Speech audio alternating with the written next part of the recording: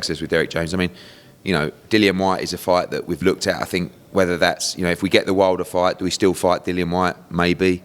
I don't expect, if we sign for the Wilder fight, I don't expect AJ to fight, you know, a top 3 or 4 guy. I think he'll take a top 10, top 15 guy again and prepare himself for the Deontay Wilder fight. You're going to get a lot of grief for that. Who gives a fuck? No, I'm serious. Yeah. Who gives a fuck about grief? When you've achieved what he's achieved, who gives a fuck? Yeah. You want to get grief, what, from some bloke on Twitter?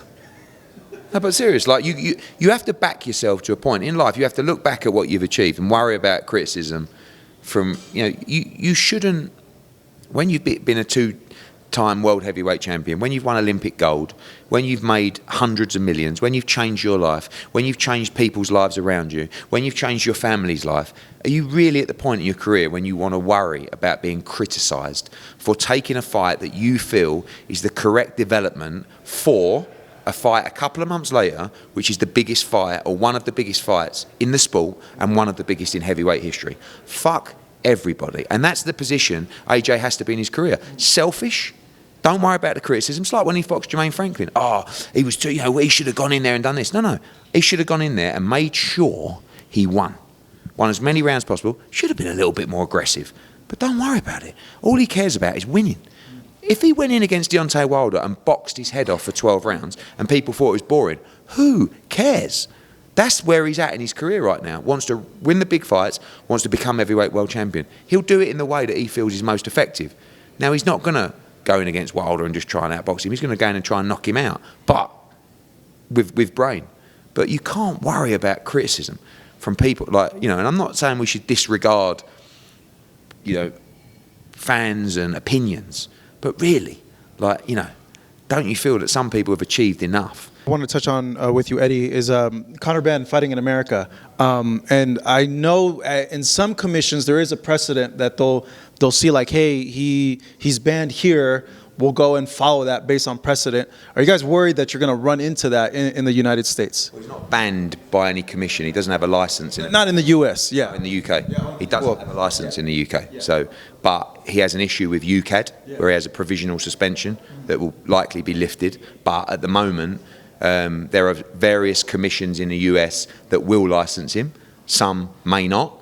But really, until we decide where he's going to fight, then we'll go through it. We don't want to. My worry with Conor is, will he receive a fair crack of the whip in the UK? And I feel like if we keep poking the bear, you know, it's more unlikely that he won't. So his team, his legal team, are speaking to UKAD and with the hope to get that suspension lifted, because it's been nearly a year since that test, and we want him to fight. When is that whole UKAD issue going to be resolved with him? I mean, look, Amir Khan's took 14 months. From failed tests to result. A whole other thing that's like kind of like what? That's a concern, because what we're not doing is we're not waiting 12. I mean, we're not waiting 6 months for a decision.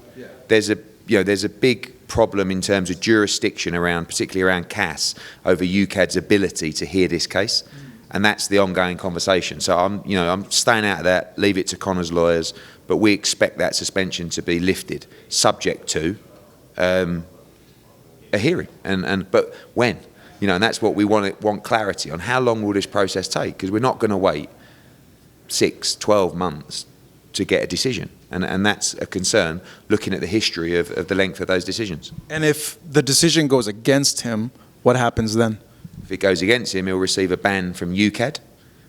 He can still fight internationally, but you know, that's not the plan. Obviously, he's been reinstated into the rankings with the WBC. And there's various commissions that are happy to move forward and license him. The British Boxing Board of Control at the moment is not one of them, and it's important for us that they are. So we have to go through this process. Yeah, you've seen him. He seems kind of like in an agitated mood. I mean, but he's made some mistakes, and he, you know, did an interview recently where he said, because he's done most of this on his own. He hasn't really taken any.